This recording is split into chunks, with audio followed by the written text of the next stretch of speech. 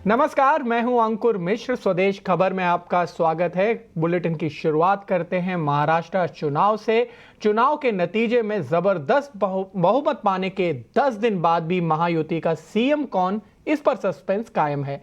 शपथ ग्रहण की तारीख तय है, लेकिन महायुति की बैठकें टल रही हैं। एकनाथ शिंदे सस्पेंस बढ़ा रहे हैं और इस खबर पर हम विस्तार से चर्चा करेंगे। हमारे पास बातचीत के लिए गेस्ट भी जुड़ेंगे, लेकिन इससे पहले चलते हैं अनुराग शाह की तरफ, जो कि इस खबर पर पैनी नजर बनाए हुए हैं। अनुराग शाह, 10 दिन बाद भी आखिर इस पर कोई फैसला क्यों नहीं हुआ है? 10 दिन तक सस्पेंस जब आपको बहुमत मिला है। बिल्कुल, ये एक हैरान करने वाली बात है कि इतना विशाल बहुमत मिला है महायुति सरकार को, और उसमें बीजेपी को भी शानदार सीटें मिली है और निर्दलीयों के समर्थन के साथ करीब 138 सीटें तो भारतीय जनता पार्टी के पास ही है, और बहुमत के लिए मात्र 145 सीटें चाहिए। लेकिन शायद तक इसलिए क्योंकि 2 सहयोगी दल और है, और जो इम्पोर्टेंट पोर्टफोलियोज है उनके बंटवारे भी पहले ही करना चाहती हैं तीनों पार्टियां, और इस वजह से ये टाइम लंबा खिंच गया है। और इसमें अब 5 तारीख की डेट तो तय हो गई है, वहाँ पर आज तैयारियां भी शुरू हो गई है शपथ ग्रहण की।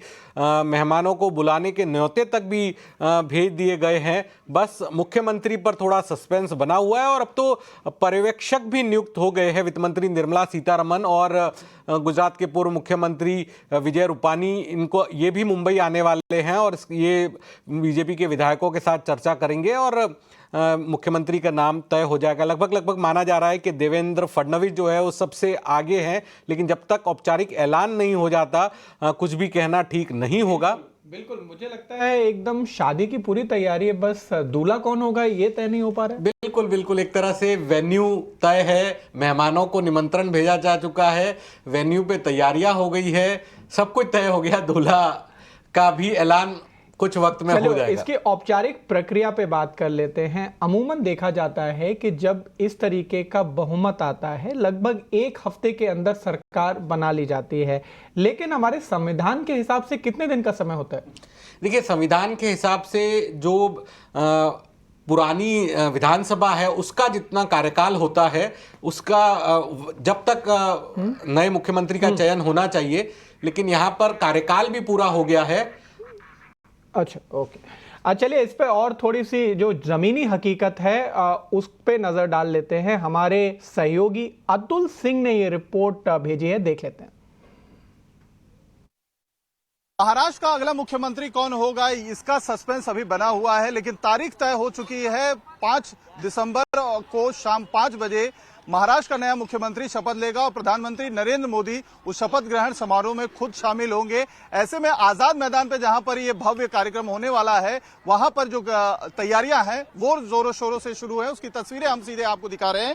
इस समय अगर आप देखें तो मंच बनाने की जो तैयारी है वो यहाँ पर हो रहा है, चूंकि समय काफी कम है और ऐसे में बहुत सारा काम करना है। वीवीआईपी कई सारे आने वाले हैं, और बीजेपी के जितने भी महाराष्ट्र के आला नेता हैं उन्होंने यहाँ पर दौरा किया था। पर्यवेक्षक भी बीजेपी तरफ से तय कर दिए गए हैं। विजय रूपाणी जो गुजरात के पूर्व मुख्यमंत्री थे, और इस समय वित्त मंत्री निर्मला सीतारमण, ये दोनों को पर्यवेक्षक बनाया गया है। और बताया जा रहा है कि 3 तारीख को ये दोनों नेता महाराष्ट्र में मुंबई में होंगे, जहां पर विधायकों के साथ उनकी बैठक हो सकती है, और उसमें देवेंद्र फडणवीस को नेता चुना जाएगा। और उसके बाद महायुति की एक अलग से बैठक होगी, जिसमें 3 नेताओं के साथ साथ उम्मीद की जा रही है कि ये दोनों केंद्रीय पर्यवेक्षक भी उस मीटिंग में होंगे, जिसमें अजित पवार और एकनाथ शिंदे भी होंगे। फिलहाल एकनाथ शिंदे अपने घर ठाणे में मौजूद हैं। उनकी तबीयत काफी ज्यादा खराब है, मेडिकल ऑब्जर्वेशन के अंदर हैं। ऐसे में उनकी आज जितनी भी बैठक यहां मुंबई में होने वाली थी वो फिलहाल रद्द कर दी गई है। तो तैयारियां जोरों शोरों से शुरू हो चुकी है और वक्त मुकर्रर हो चुका है, लेकिन चेहरा कौन होगा ये अभी भी महाराष्ट्र के लिए, पूरे देश के लिए सस्पेंस बना हुआ है। वीडियो जर्नलिस्ट भवन बिष्ट के साथ अतुल सिंह, ET नाउ स्वदेश, मुंबई। जी हाँ, बिल्कुल, ये सस्पेंस अभी तक बना हुआ है, और इस पर और चर्चा करने के लिए हमारे साथ मेहमान जुड़ गए हैं। AK मिश्रा जी, जो कि पॉलिटिकल एनालिस्ट हैं, और जयप्रकाश सिंह जी, जो कि वरिष्ठ पत्रकार हैं। आप दोनों का इस चर्चा में स्वागत है। मेरा पहला सवाल यही रहेगा कि औपचारिकता में कहीं बहुत देर तो नहीं हो गई? जयप्रकाश सिंह जी।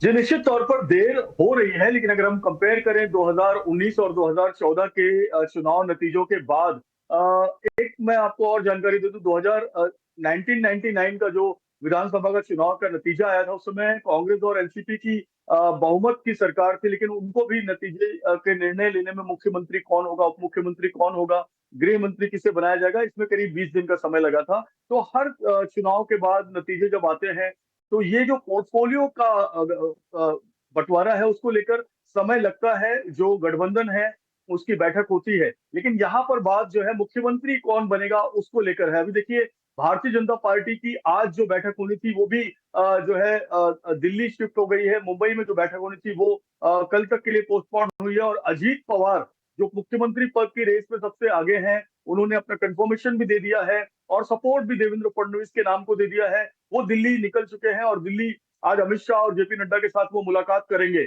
मैं आपको बताऊं कि एक बहुत सारी जो है बातें आ रही हैं राजनीतिक गलियारों में, जिसमें एक बात ये आ रही है कि अजीत पवार के पास 41 सीटें हैं, देवेंद्र फडणवीस और बीजेपी के पास 132 सीटें हैं। तो इन दोनों को भी अगर मिला लिया जाए तो बहुमत का जो आंकड़ा है 145, उसे उससे ज्यादा सीटें इन दोनों के पास है। तो क्या ये दोनों मिलकर जो है सरकार बनाने जा रहे हैं? एकनाथ शिंदे की नाराजगी जब तक दूर नहीं होती, उनका बाहर से समर्थन लिया जाएगा, या फिर एकनाथ शिंदे को सरकार में लेके उनके जो बेटे हैं श्रीकांत शिंदे जो सांसद हैं उनको उप मुख्यमंत्री बनाया जाएगा? तो ये तमाम जो चर्चाओं का दौर है वो रुकने का नाम नहीं ले रहा है। और स्वाभाविक तौर पर जिस तरह से एकनाथ शिंदे नाराज होकर अपने गांव गए, हालांकि ये बताया गया कि उनकी तबीयत खराब है और उन्होंने अपने आप को सबसे अलग कर लिया। यहाँ तक कि दीपक केसरकर उनके पार्टी के प्रवक्ता है, सबसे बड़े नेता है शिवसेना की, अगर हम बात करें एकनाथ शिंदे की, वो तक जो है एकनाथ शिंदे को उनके गांव सातारा में नहीं मिल पाए। देवेंद्र फडणवीस को फोन करना पड़ा कि आप मुंबई आ जाइए, क्योंकि यहाँ बहुत अटकलों का बाजार गर्म हो गया है। जिसके बाद एकनाथ शिंदे ठाणे आए, मुंबई सीधे नहीं आए, वो ठाणे होम टाउन गए, जहां पर उन्होंने अपने मतदाताओं से और अपने पार्टी आज के जो बताए वहां के जा रहे वरिष्ठ हैं कार्यकर्ता हैं एकनाथ उनसे बात शिंदे की। तो निश्चित तौर की पर हम नाराजगी समझ है। सकते मैं ए के मिश्रा जी आपसे समझना चाहूंगा, जिस तरह से जयप्रकाश जी बता रहे कि एकनाथ शिंदे नाराज है, वो बाहर से समर्थन दे सकते हैं, और कुछ खबरें ऐसी भी आ रही है कि क्या पता वो लीडर ऑफ अपोजिशन बनने को भी तैयार हो सकते। क्या आपको लगता है मौजूदा परिस्थिति में Eknath Shinde leader of opposition बनेंगे? क्योंकि अभी जो महाविकास आघाड़ी की जो सीटें आई है वहां पर तो लीडर ऑफ अपोजिशन बनना मुमकिन नहीं है। हाँ, देखिए, यह एक अच्छा ऑप्शन होगा। यानी जबकि आपकी चित्त भी बीजेपी की और पट्ट भी बीजेपी की, यानी एकनाथ शिंदे बीजेपी के ही हैं, उन्हीं के सहयोगी हैं, तो अपोजिशन भी उन्हीं का है, लीडर ऑफ अपोजिशन भी है। दूसरी इंपॉर्टेंट चीज, मैं अपनी एनालिसिस शुरू करूं, मैं ऐसी कोई एनालिसिस नहीं दूंगा जो टीवी पे चल रहा है। देखिए, 3 वर्ड्स को याद करके रखिए ये शुरू करने के पहले। फेक टू मेक एक स्ट्रेटेजिक कॉन्सेप्ट होता है, फेक टू मेक। दूसरा होता है स्टांस, और तीसरा होता है आपका ब्लिट्जक्रीग। ऐसा नहीं है कि चुनाव हो गया, बीजेपी मस्त हो गई जी, चलो जी जल्दी ग्रहण करो, नहीं तो कोई सरकार दूसरा बना लेगा, वो नहीं है। बीजेपी पिछली बार 105 सीट पाई थी, 100 110 पाके भी संतोष कर सकती थी। बीजेपी ने आखिर ऐसी क्या प्लानिंग की कि 130-35 आउटस्टैंडिंग परफॉर्मेंस? इनकी प्लानिंग तो शायद ये थी कि 145 हम अपने दम पे ले आए, नहीं हो पाया। इतनी आउटस्टैंडिंग परफॉर्मेंस की क्या जरूरत थी? बीजेपी ने क्यों प्लान किया? कहीं कोई संशय नहीं है, सारी चीजें फिक्स है, अगर तैयारी चल रही है, सबको निमंत्रण दिया जा चुका है, तो कोई गफलत में मत रहिए कि मुख्यमंत्री कौन बनेगा, इसके लिए बड़ा बवाल होगा। जिनको टीआरपी लेना है, यूट्यूब से कुछ कमाना है और अपनी बदनामी, अपनी मूर्खता जाहिर करनी है, वो इस चीज पे विवाद करे, एनालिसिस करे। बीजेपी, शिंदे साहब और इनके सहयोगी जितने भी हैं, उनके अंदर कोई गफलत नहीं है साहब। देखिए, बीजेपी चुनाव जीतने के बाद भी ये सब जो कर रही है ना, ये एक एक पल का यूज अपने विपक्षी मनोबल को तोड़ने के लिए कर रही है। ऐसा नहीं है कि सब खत्म हो गया। इन सारी एक्टिविटी से भी कुछ न कुछ विपक्ष वाले बोलेंगे, मजाक उड़ाएंगे, कुछ ऐसे टॉन्ट मारेंगे, वो बाद में जाके गलत साबित होगा। और जब गलत साबित होगा तो विपक्ष का मनोबल या इंडिविजुअल वो एनालिस्ट, वो पॉलिटिकल एनालिस्ट जो टीवी पे बोल रहे हैं, उनकी इमेज तो धूल धूसरित होगी ही ना, खराब होगी ना। तो बीजेपी बहुत महीन खेलती है, उसके इस खेल को समझिए। इतना प्रचंड बहुमत होने पे आप मुझे एक चीज बताइए, इस चीज की कंफ्यूजन होगी सीएम कौन बनेगा, पहली चीज। दूसरी चीज, बीजेपी के पास, बीजेपी का जो टैलेंट पूल है ना, वो सुपर रिच टैलेंट पूल है। मुख्यमंत्री कौन बनेगा, राज्य अच्छे तरीके से चले, इसके लिए टैलेंट की, नेताओं की कमी नहीं है।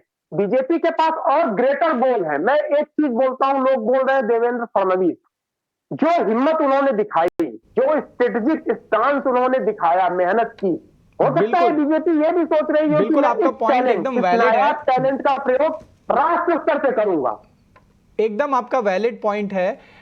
लेकिन एक चीज मैं आप दोनों से समझना चाहूंगा, ये जो स्टोरी है ऐसा लग रहा था बड़ी ही प्लेन वनीला स्टोरी है कि यहाँ पे पूर्ण बहुमत मिला। पूर्ण बहुमत क्या, ऐसा बहुमत मिला जिनकी बीजेपी को भी शायद सुबह के टाइम पे उम्मीद नहीं थी, और शनिवार दोपहर तक वो आंकड़ा ऐसा हो गया कि सबको चौंकाने वाला था। लेकिन यहाँ पर अब वो प्लेन वनीला क्लाइमेक्स की जगह कुछ और नाम आपको लग सकता है, जैसे आप मिश्रा जी भी मेंशन कर रहे थे कि टैलेंट पूल की कमी नहीं है। जयप्रकाश जी, आपको क्या लगता है, कोई एक सरप्राइज नेम आ सकता है सामने? देखिए, जैसे मिश्रा जी ने कहा, बिल्कुल सही बात उन्होंने कही कि बीजेपी में जो टैलेंट है, ऐसे नेताओं की कमी नहीं जो टैलेंट से भरे हुए। महाराष्ट्र की बात करें या पूरे देश के किसी भी राज्य की बात करें, लेकिन जो चर्चाएं हैं वो तो अपनी जगह पर हो ही रही हैं, और चर्चाओं के कई कारण भी हैं। जैसे एकनाथ शिंदे का सातारा चले जाना, सातारा में 2 दिन तक नॉट रीचेबल हो जाना, मोबाइल भी उनका वहां पर नहीं लग रहा है, और उसके बाद एक हेलीकॉप्टर भेजा गया उनको लेने के लिए, वो ठाणे चले आए। ठीक है, ये सारी बातें अपनी जगह पर सही है, लेकिन एकनाथ शिंदे ने एक बात ये भी कही है कि वो अब जो भाजपा आलाकमान तय करेगा, क्योंकि भाजपा आलाकमान जो है यानी कि अमित शाह, जेपी नड्डा और मोदी जी, वो जो तय करेंगे उसी पर वो अडिग रहेंगे और उनकी बातों को मानेंगे। इसके बाद कोई मतलब बनता नहीं है 2 तारीख को जो बैठक थी, 30 तारीख को जो बैठक थी, 29 को जो बैठक थी, उसके टलने का कुछ ना कुछ तो कारण है अंदर खाने में, जिसमें पोर्टफोलियो सबसे बड़ा कारण जो है वो सामने निकल कर आ रहा है। जैसे हमने एकनाथ शिंदे के मंत्रियों की बात सुनी, जो पूर्व मंत्री थे, जो एकनाथ शिंदे के जो नेता हैं, विधायक हैं, शिरसाट, और भी जो बाकी नेताओं की बात सुनी, उनका साफ तौर पर कहना है कि कुछ बातें जरूर हैं। जैसे होम मिनिस्ट्री मांगी जा रही है, पीडब्ल्यूडी मांगा जा रहा है, इसके अलावा जो अर्बन डेवलपमेंट मिनिस्ट्री है वो मांगी जा रही है।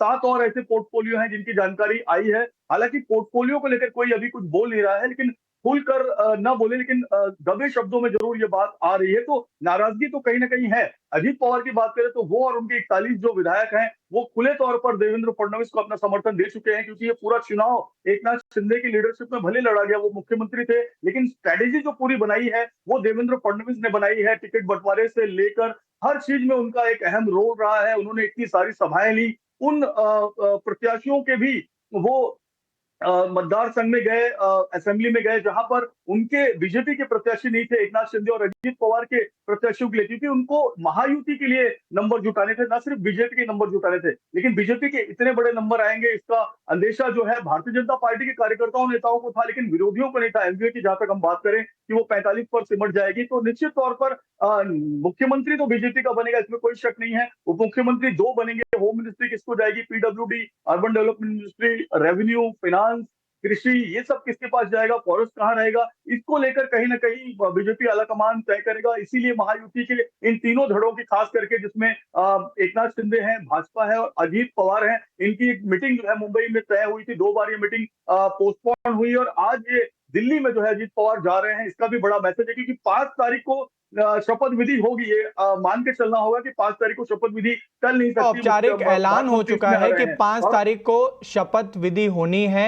जैसा कि हम पहले भी बात कर रहे थे, मंच तय है, बस ये पता नहीं है कि आखिर उस पे बैठने वाला कौन है। मिश्रा जी, मैं आपसे एक सवाल ये करना चाहूंगा, क्योंकि आप ऑलरेडी बता रहे थे कि इसमें बीजेपी की ही स्ट्रैटेजी है डिले करना। यहां पर हम दर्शकों के लिए समझना चाहेंगे, अगर बीजेपी को इससे क्या फायदा होगा?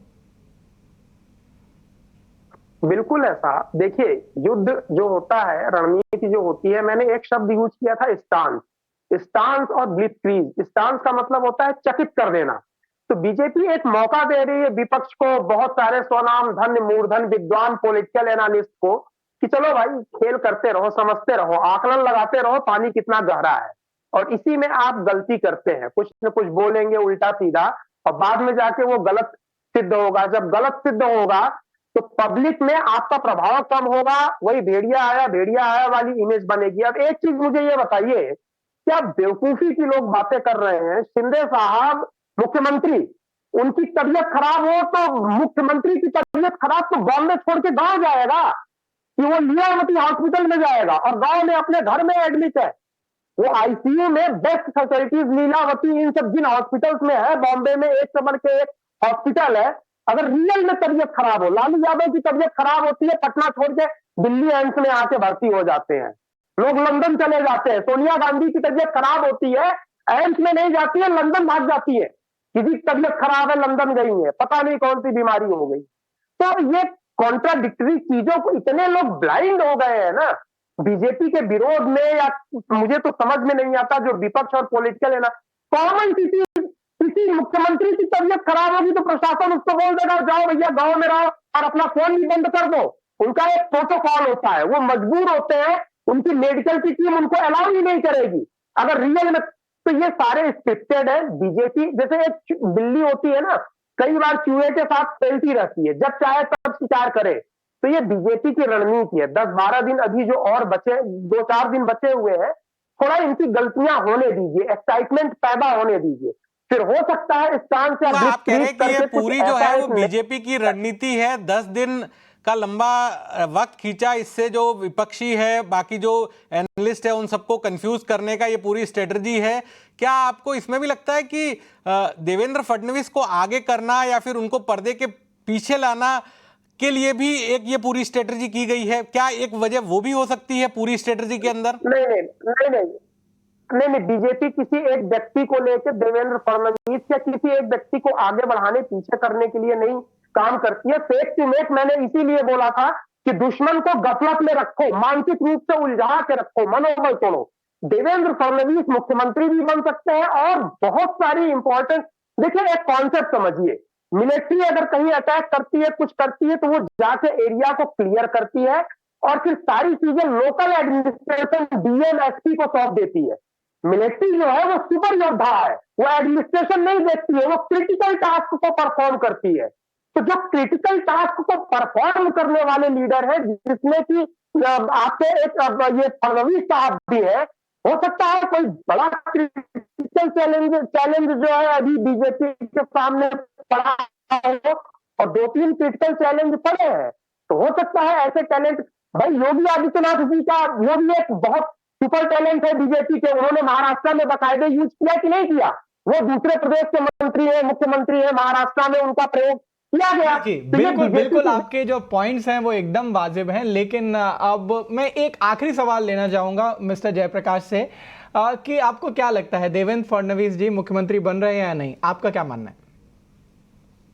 देखिए, जैसे कि अभी जो बात हो रही है, हमारा डिस्कशन हो रहा है, इसमें जो सबसे महत्वपूर्ण मुद्दा है मुख्यमंत्री कौन बन रहा है, तो देवेंद्र फडणवीस जी का नाम निश्चित तौर पे बहुत आगे है। मतलब हम ये कहें कि अगर देवेंद्र फडणवीस के बाद कौन मुख्यमंत्री बन रहा है, तो उसमें 8-10 नाम चल रहे हैं और चर्चा होनी भी चाहिए, क्योंकि यहाँ पर बहुत सारे फैक्टर्स है, मराठा फैक्टर है, ब्राह्मण फैक्टर है, ओबीसी फैक्टर है, तो बहुत सारी बातें जो है निकल कर आ रही है। अब तक महाराष्ट्र में कोई महिला मुख्यमंत्री नहीं बनी, तो फिर क्या किसी महिला को चांस दिया जाएगा? उसमें 2 महिलाओं का नाम भी आ रहा है। लेकिन मुद्दा यह है कि जिस तरीके से स्पेकुलेशन हो रहे हैं एकनाथ शिंदे को लेकर और उनके उप मुख्यमंत्री न बनाए जाने को लेकर, या उप मुख्यमंत्री पद वो नहीं लेंगे, अभी एक बयान जो है एकनाथ शिंदे के जो बेटे श्रीकांत शिंदे हैं उनका आया है, ट्वीट किया है उन्होंने, मेल भी किया है और मीडिया संस्थानों को एक जो है बयान दिया है कि वो मुख्यमंत्री पद की रेस में नहीं है। उनका जो नाम लिया जा रहा है अलग अलग संस्थानों में, वो गलत नाम लिया जा रहा है, कृपया ये नाम न लें। उनको केंद्र में भी मंत्री पद का ऑफर मिला था, लेकिन वो उन्होंने स्वीकारा नहीं, क्योंकि उनको अपनी पार्टी को महाराष्ट्र में मजबूत करना है। तो जो नेताओं के नाम आ रहे हैं उसमें कुछ नेता अपना बयान देकर अपनी बात रख रहे हैं और कुछ नेता चुप बैठे हुए हैं। लेकिन मुद्दा यह है कि सबसे आगे अगर कोई नाम चल रहा है तो देवेंद्र फडणवीस का चल रहा है। अजीत पवार के सभी विधायकों ने और 167 विधायकों ने उन्हें अपना समर्थन उनके नाम को दे रखा हुआ है।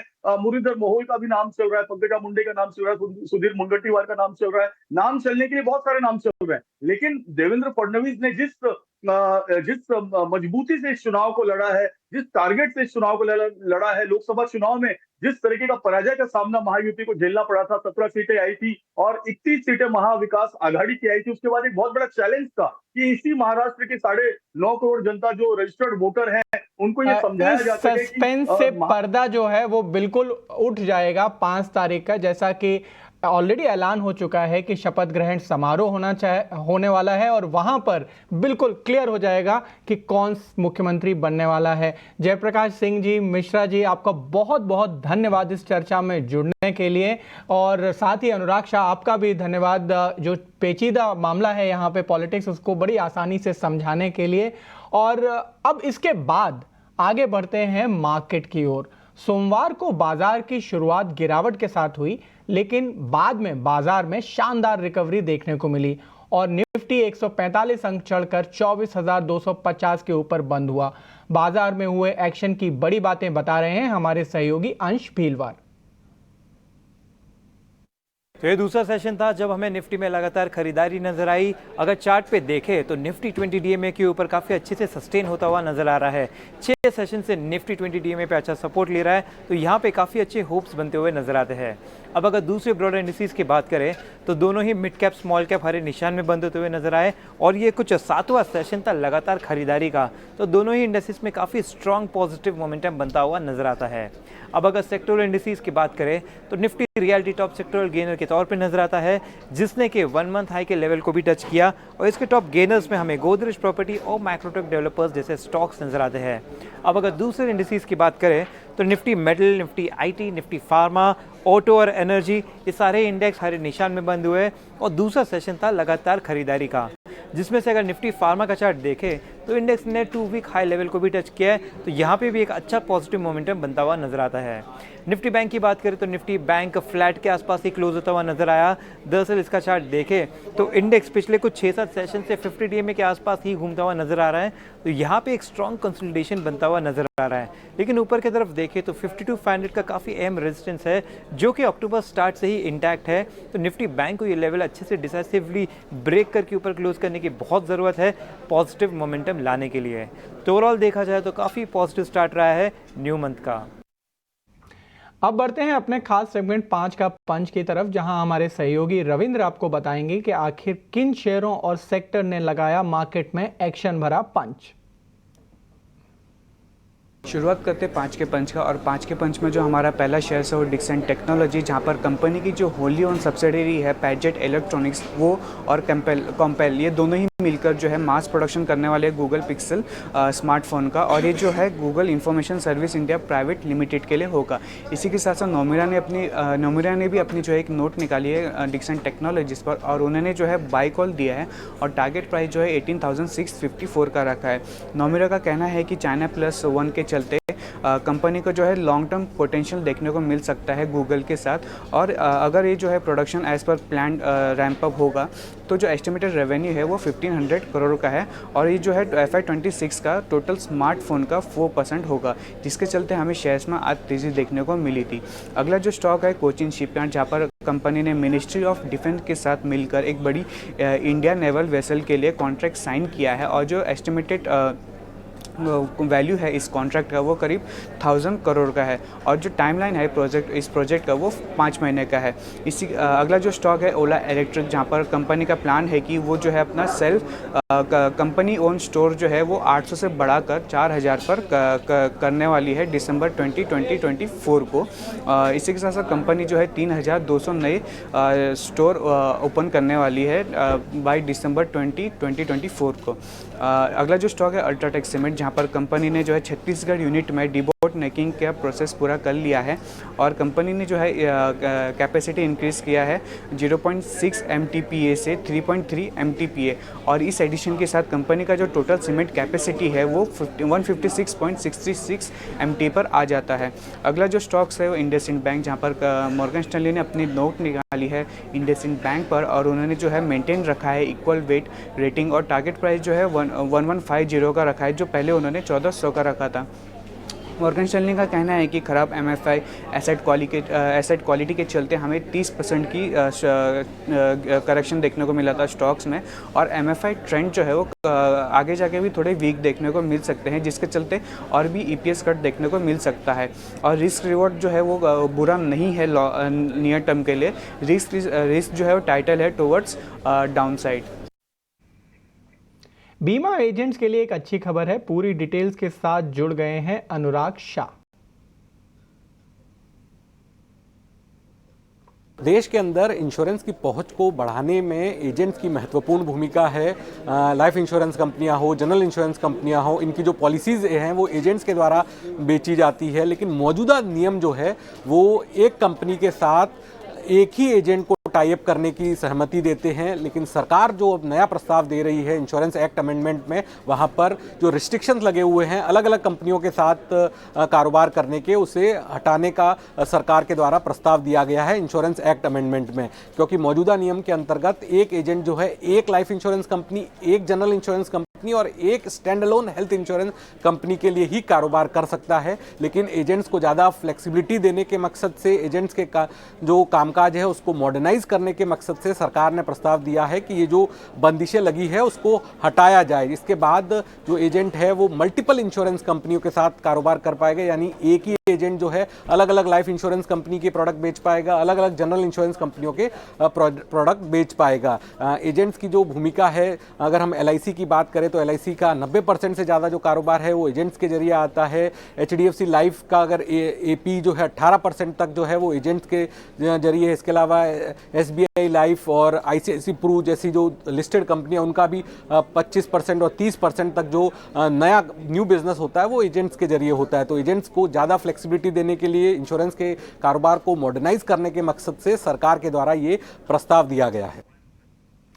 शुक्रिया अनुराग। न सिर्फ बीमा एजेंट्स पे बल्कि बीमा कंपनियों पर भी इस खबर का असर रहेगा। इस बुलेटिन में फिलहाल इतना ही। हमें दीजिए इजाजत, लेकिन ET Now स्वदेश पर खबरों का सिलसिला जारी रहेगा।